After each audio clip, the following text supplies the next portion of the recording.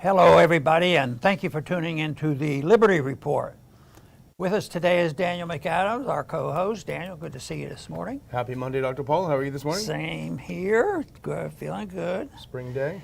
So I wonder how our president's doing. Do you think he slept in the White House last night, or is he still sleeping for a while? But I understand he didn't come home directly. Did his schedule actually involve some meetings dealing with an incident going on in Ukraine? Yeah. And he stopped in Israel. Yeah. He stopped in Israel to make an important announcement.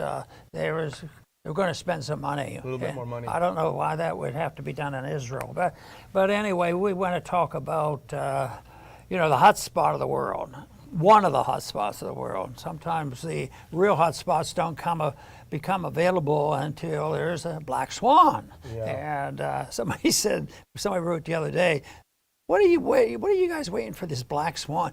We see him almost every day. There's a new black swan that goes on. So, but there's a policy going on, especially in our administration, that's not a whole lot different philosophically, but ineptness seems to be running ripe there, and it's amazing. It has to be bad. The measurement is, what's the liberal media saying? Are they jumping up and down and screaming and hollering that Biden is being mistreated? No, they're sort of joining in. Yeah. They want to get on the right side of history. But so Biden makes the trip, over the G7, and he's going to talk to them and talk about the war and straighten this out. And he had, I watched a bit of his speech. And this speech, you could be tricked into believing, well, he's reading it pretty well. Yeah. And different than sometimes when he ad-libs. But he didn't disappoint. Yeah. At the end, his handlers lost control.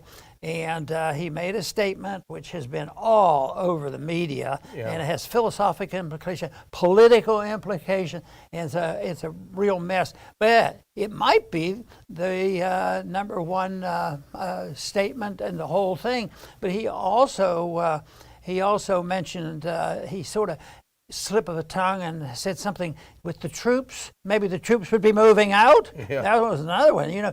So you might listen hour after hour after hour, and you're just waiting for a blurting out of the truth. Yeah. And it looks like there were a couple times in this trip where he actually blurted out the truth, but that's up to us to try to figure it out.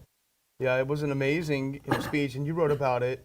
But here he is in Poland. He doesn't have Germany or France with him, who've tried to be somewhat mitigating factors in this. They've tried to keep the lines of communication open.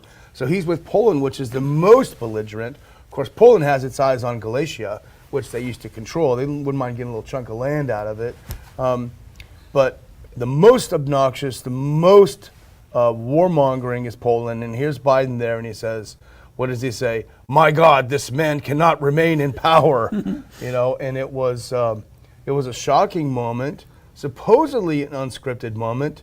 Of course, his flacks immediately started saying, well, what he meant to say was, and it reminds you, it's interesting, he said, basically the essence of the correction was, yeah, the president said it, but what he said doesn't reflect the policy of the United States. He's just the president. Yeah, by definition. Yeah. And it reminds me of when Trump was on trial and they had Vindman come up there and said, well, the president did want to change the policy on Ukraine, but the interagency consensus was not in favor of that. Yeah, he didn't use the word regime change, but the interpretation for everybody, he means regime change. Yeah, but clearly. then Blinken said, well, we don't deal in regime change. And I got to thinking, well, how did we ever get into this mess? A regime change, which we participated in, which wouldn't have happened with NATO, and of course that was 2014, which is still becoming more significant than ever, because that was, people are starting to recognize, which I think is good. If they're recognizing,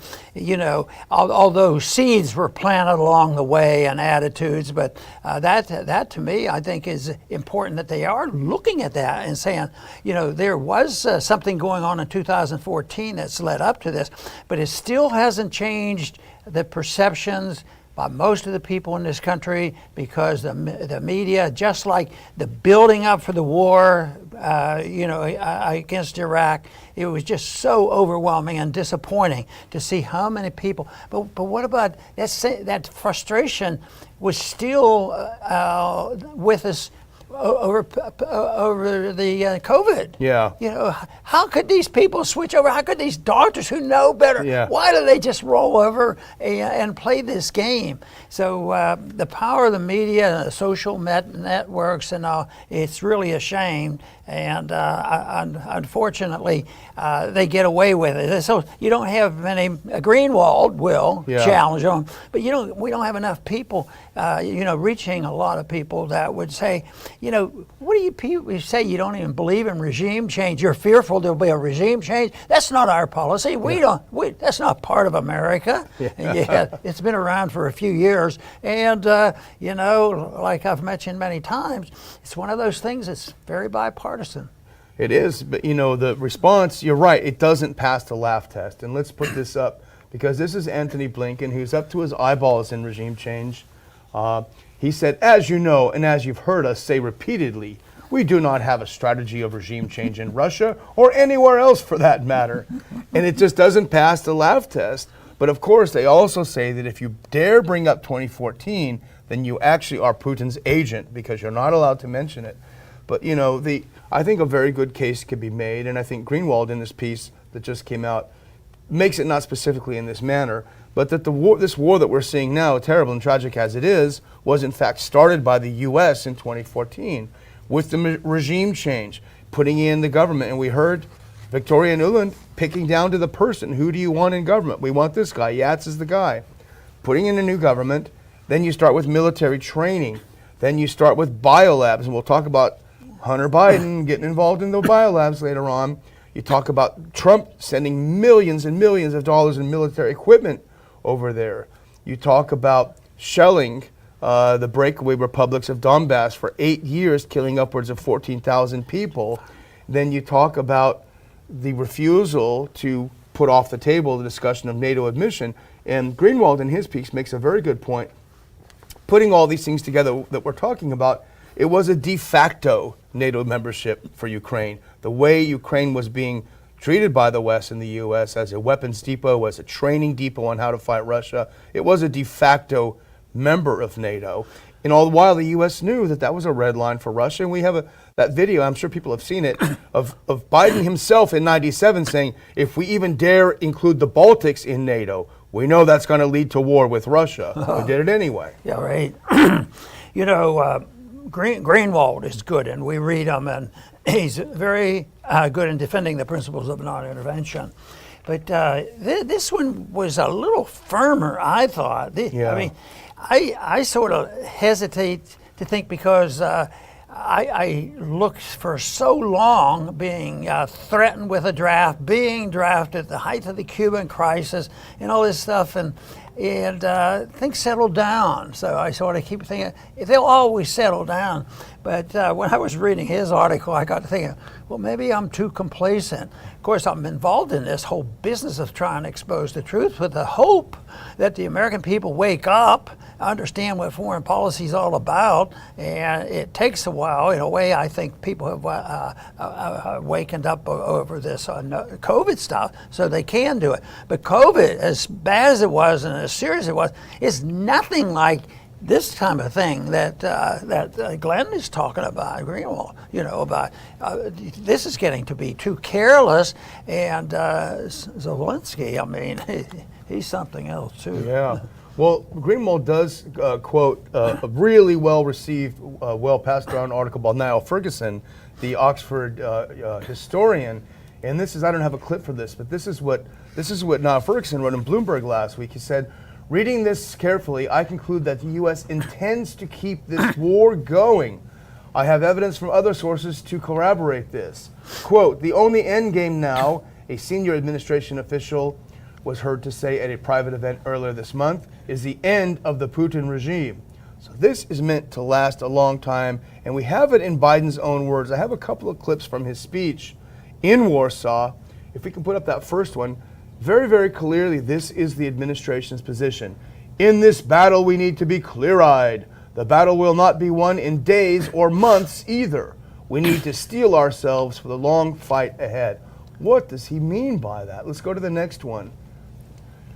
Over the last 30 years, the forces of autocracy have revived all across the globe.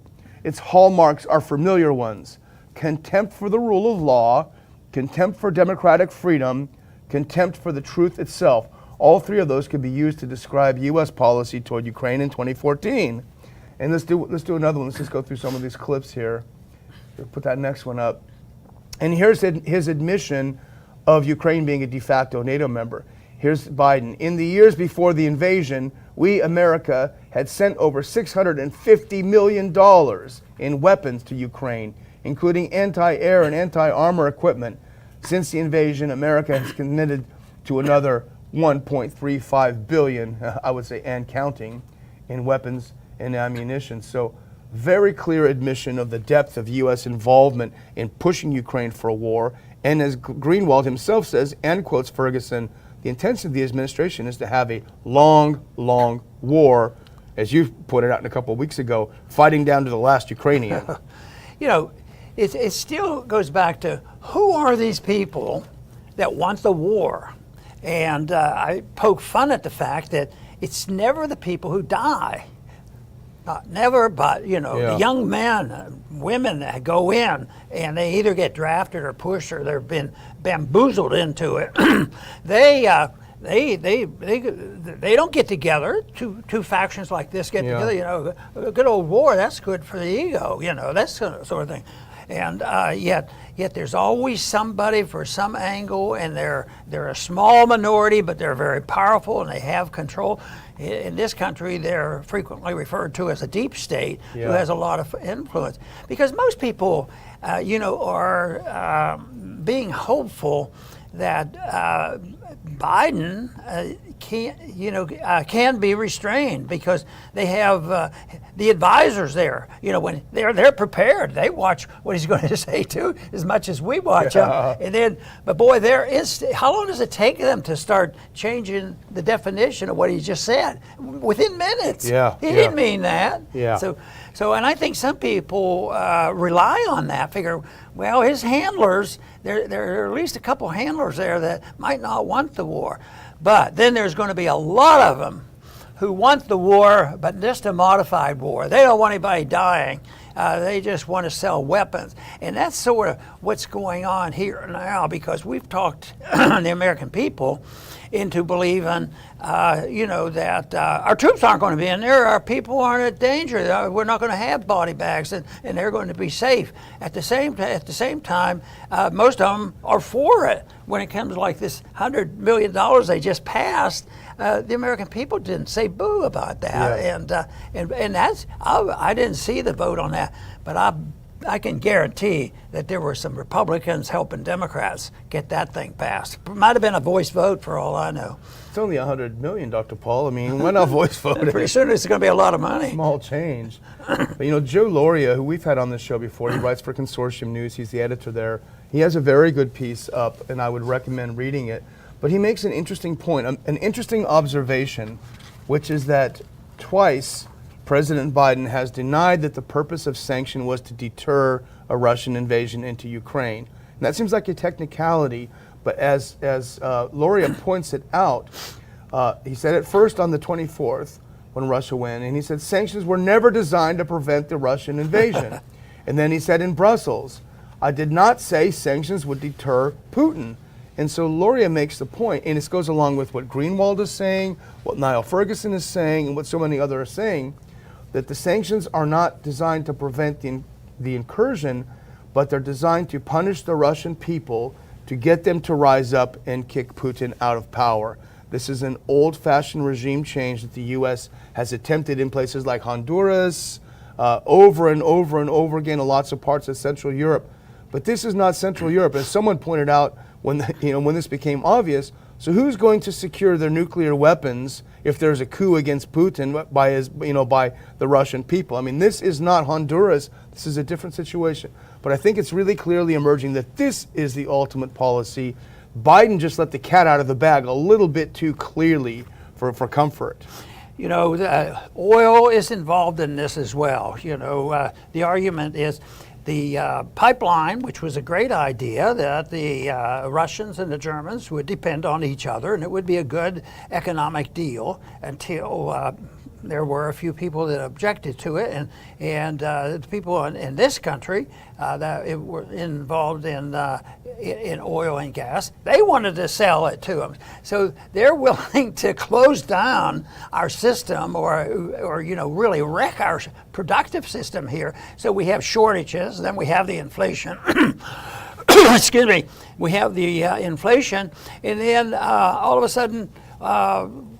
You know, the Russians said, we'll sell you oil, but you have to pay in rubles. Yeah. And oh no, so that was too much. The people didn't need it that bad. So, you know, it's an economic game too. But you know, that is always there as well. You know, it's land and minerals. But in the Middle East, it was about oil. I mean, even having Afghanistan, so precious metals and rare earth and oil and pipelines.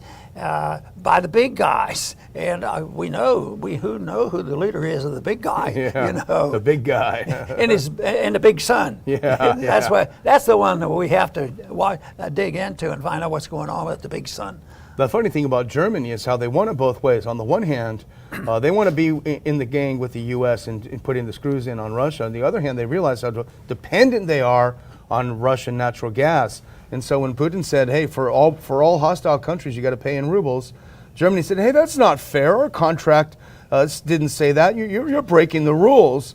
To which the Russians said, well, when you seized our foreign assets and when you started putting sanctions on us, you broke the rules too. So, but speaking of a good rule breaker, here is our knight in shining armor, our Mother Teresa. Put up the next clip. Our Zelensky. He was a little bit mad over the weekend, Dr. Paul. He wasn't getting his planes. He wasn't getting his atom bombs. He wasn't getting what he wanted. Here's the Washington Post. Zelensky steps up criticism of the West, demanding weapons and sanctions. Give me more. And here he is in the speech. You can see it. The next clip. He just had a little ask, Dr. Paul. We asked for only 1% of all NATO aircraft and 1% of NATO tanks. 1%, 1%.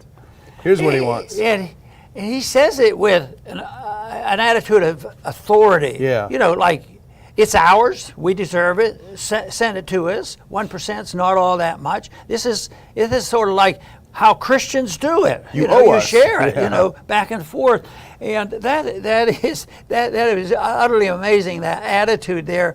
And besides, it's not like he's pretending he's a member of NATO. He's acting like he's the vice chairman of NATO. Yeah. When are you going to send these things? Why is the bureaucracy holding this up? Yeah. So it's positively amazing. And then we pretend, oh no, there's a limit, and yet we're so deeply involved in all of this. But we don't have the troops over there, so we're just observers. And of course, we were a little bit more than an observer in 2014. Yeah. I think there's evidence that we were very much involved in what was going on there. So we've already been involved in a coup involving the Russian-Ukraine conflict. I mean, Zelensky has a sense of entitlement, as if you owe us this, how dare you not give it to us? When in reality, as many people have said, Pat Buchanan and so many others, there's absolutely no national interest for the United States between the borders of Ukraine and Russia. It has nothing to do with our national interest or national security. But here's Zelensky. He's getting unhinged, and I think even his biggest fans might be getting a little bit nervous that the actor is not sticking to his lines. Put this next one up. This is from the Washington Post. He said, I've talked to the defenders of Mariupol today. Their determination, heroism, and firmness are astonishing. If only those who have been thinking for 31 days on how to hand over dozens of jets and tanks just had 1% of their courage. In other words, NATO, you're a bunch of cowards. And in fact, he went even further. This is from the Daily Mail. Put the next one on. He went even further. He's furious. Hey, is NATO being run by Russia? Angry President Zelensky calls on the West to have 1% of the courage of his soldiers. He's not acting in a manner that's very appreciative of the hundreds and millions and billions that he's already gotten that have all been promptly blown up. And you know, human nature is such that you don't antagonize with words your enemy that may not be that anxious to come and you know, increase the war going on. But this thing of Zelensky saying, you know, that the Russians are scaredy cats. Yeah. You know, somebody in that group might wake up one day and say, "We're not scaredy cats, and we're going to take you on." Yeah. But it's one of those things that that would give us good reason to understand and follow the rules of the founding fathers, saying entangling alliances are not good ideas because they make a mess of things.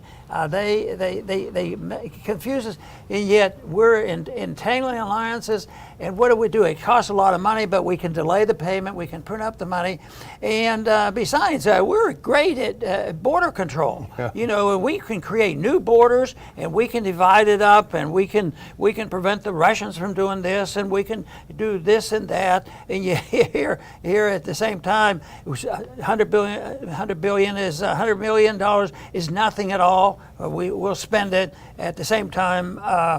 You know, a little bit more sensible security on our own borders. It doesn't happen. Matter of fact, it is ignored. It's made worse, and that's why the only way I can come around to understanding this stuff. There's a group of people. Part of that answer to the why do they do it.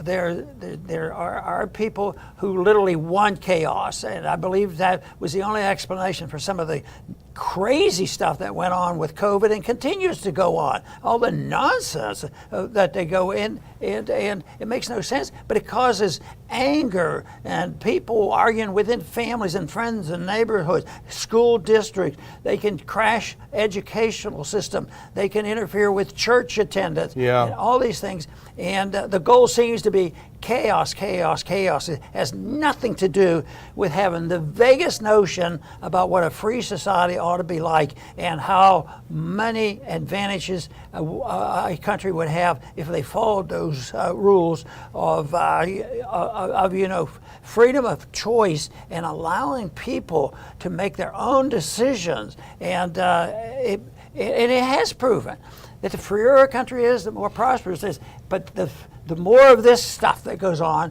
the poorer the countries are going to be, and nobody's going to get rich over this. I mean, a few people will. Yeah, there's a few, but yeah, and that's the exception because my statement was going to be, you know, that there's no victors, no one side really wins, but it is the people in behind the scenes, the people who end up owning the very valuable property or the control of the financial system. But there's a lot of people on both sides. There's no, you know, this idea that there will be overwhelming victory. I mean, even after World War II, who won? You know, of course, I guess we did, but we're still paying for it. Yeah. You know, the suffering goes on and on. Well, you know, we talked about this on the show at least a week or so ago. But there are many reasons that that this weapons transfer that Zelensky is now demanding, not asking for, but demanding, hasn't gone through. And we heard it from the Pentagon itself back when the Pentagon scuttled the State Department plan to send MiGs over there. They said it's not going to change the outcome of the war. There's not enough to change the outcome of the war. And you know, our friend Larry Johnson, who spoke at some of our conferences, has pointed out that essentially there is no one to hand these weapons to.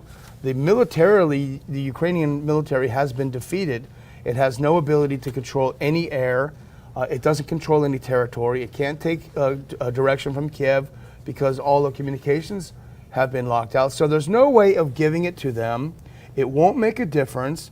And what we've seen over and over is video after video of Russian forces going in and helping themselves to gazillions of abandoned NATO weapons. I'm sure NATO is not super thrilled with Russia just coming in. You know, like when we left Afghanistan, how many billions in weapons did we just leave there to go out on the world market, whatever? The same thing is happening in Ukraine. I think that suggests some of the hesitancy. I think there are some people in the Pentagon that are smart people, and I think they're realizing all of these factors make this just a non-starter. And the weapons in Libya ended up in some bad in hands Syria, too. yeah. It goes on. But the people who manufacture them, they're not too love worried it. about that at all. It just continues and continues. So there's another favorite friend of ours, favorite target, and he deserves a little bit more. Yeah. And that is, this is just couldn't happen. But we'll talk about it to see if there is a possibility. Hunter Biden helped secure funds for U.S. biolab contractor in Ukraine emails. I'm going to call Rand. Yeah. I'm going to ask him. He's probably up on this and find out, is this really What's going on? Yeah, I guess it is. There's always an angle on some of this stuff. Well, it does also make you wonder why this administration is so obsessed with Ukraine. Maybe it's because there are so many crimes committed there. This is a New York Post story, and it was reporting on a Daily Mail that I have a clip from too. But put this next one up. This is a New York Post talking about how Hunter Biden helped secure funds for U.S. biolab contractor in Ukraine. And do the next one. This is Metabiota, exclusive, Daily Mail. Hunter Biden did help secure millions in funding. So while his father was the vice president, and don't forget, Joe Biden appointed himself, self-appointed, he is the point man on Ukraine policy. While this was the case, his son was going and setting up deals to get all of these biolabs in Ukraine. They were dealing with deadly pathogens. This next one is a clip, I think, from the Post article. The Rosemont Seneca Technology Partners invested $500,000 in the San Francisco pathogen research company Metabiota and raised millions more through firms that included Goldman Sachs. According to the emails found on the computer, that's the one that Hunter Biden left in the repair shop. He forgot he sent it there because he was too high on drugs. Hunter introduced Metabiota to officials in Burisma, the Ukrainian gas company, where he was a board member. Remember, that's Dr. Paul, where he was making $83,000 a month. He introduced these two and for a science project involving biolabs. And then a memo from the Metabiota official to the then vice president's son, and he adds a political component. He said that the company could, quote, assert Ukraine's cultural and economic independence from Russia. So there's something in it for everyone. These partners are going to make a bunch of money putting up these really dangerous biolabs in Ukraine, and it's also going to help separate Ukraine from Russia. You know, Hunter's been described as the smartest man that Joe Biden has ever met. But you know what? Maybe he deserves some credit on here. He says because maybe success means the accumulation of stolen money. Yeah. You know, they're very successful, you know, and they financially have been very successful. And they're never touched. They're never touched. Nobody would suggest they're criminals. But you almost have to have a little bit of admiration for Hunter Biden. Whatever you say about him, he's no slacker. Here he is. He's high on narcotics all the time, making these horrific videos we won't even talk about. His personal life is atrocious, but he still has the time to hold down an $83,000 a month job, to hook up millions of dollars in biolabs and bioweapons and pathogen research in Ukraine. This guy never sleeps. well, maybe he's Van Gogh. Yeah. Maybe his artist, his artwork. Oh, that's right. He's an artist too. I forgot. He's an artist. Brilliant artist. That's a secret, though. Yeah. But they do sell. There's no doubt about it. He still gets a lot of money for them. Yeah, he does. Well, I'll just close out by saying it's an unfolding tragedy, this ongoing war. I do think certainly that President Biden could end it in a day or two if he would call Zelensky and say, look, here's what we need to do. Unfortunately, that is not what the administration wants to do, as we've pointed out, citing Greenwald, Joe Loria, Niall Ferguson, and many others. This is not what they want. They want a long, protracted war because, as Biden himself said before he was corrected, the goal is regime change for Russia. It's an incredibly foolish, foolhardy, dangerous, potentially world-ending foreign policy goal. But, you know, for whom the gods destroy, they first make crazy and insane, and this is what's happening to our U.S. foreign policy establishment. They're drunk on their own juice. It's very dangerous. And let's hope that when the smoke clears, some cooler heads prevail. Very good. You know, whole issue of regime change is serious, and there's been a lot of talk about it because it's so much off the wall, and yet it goes on. Like we pointed out, we were very much involved in leading the coup in 2014. And for him to say this as an off-the-cuff statement, it is pretty darn serious because it's in his mind. They say, yeah, well, I keep thinking, even myself, well, he'll have handlers, somebody will slow him down, they'll keep him from doing such insanities. But no, it's still dangerous because he might wake up in the middle of the night and do something that his handlers slept through or something. Then we're in trouble. But he said something else the other day, and we have mentioned it, but I think is pretty significant too. It's not quite up to the par of regime change, but it was this idea that when he was talking to the troops in Poland, he implied, yeah, you'll be going to Ukraine pretty soon. And now that to me, I think is a big deal. And that's American troops that could end up down there. That would change the ball game because we're hiding behind the fact that we're not really engaged in this, and we're not going to have a single American die from this. Well, that's the way it started. Matter of fact, ironically, it was started in Vietnam under a Republican and a person that was held in very high esteem, Eisenhower. He says, well, we need to secure Vietnam against the communists coming. There's a movement of communism throughout the world. So he sent in the advisors. No troops, no troops. But guess what happened? Incrementally it went up. 60,000 Americans died. That's why I say that people who say this program is pretty good, it's 90% effective, 10% is bad, but we can handle that, we can guide on that. I say if a system has, whether it's a domestic economic system or a welfare system or an intervention overseas, this is just a little bit. We're just going to advise. We're going to use sanctions. A lot of progressives annoyed me to no end when I was in Congress because they were for sanctions. Oh, that's not fighting a war. No, it's all fighting a war. And my analogy has always been, what if they do it to us? That's a good litmus test. It's been around for a couple of years, that test, and yet no, they don't say a little bit. It won't hurt. We can control it. Incrementally. I think that's the way they started the income tax. Just a little income tax. And then look at what that's turned into. Total control of everything we do financially.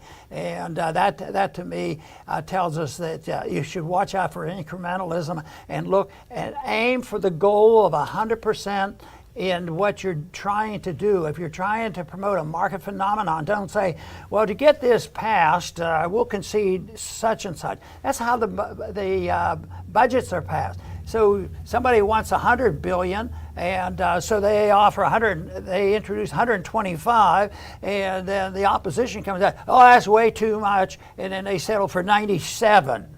They say, oh, we're working together. It's bipartisan now. And yet it's exactly back to it. So that is the type of compromise that I don't think works very well. And it also invites a bipartisanship, which is exactly opposite of what liberty should be all about. And the best way we can achieve this is have a government much, much smaller, having a less responsibility, philosophically reject the notion of the welfare state, philosophically reject the notion of foreign interventionism, and accept the fact that we should stay out of entangling alliance. The world would be better off, we would be better off, and you know what?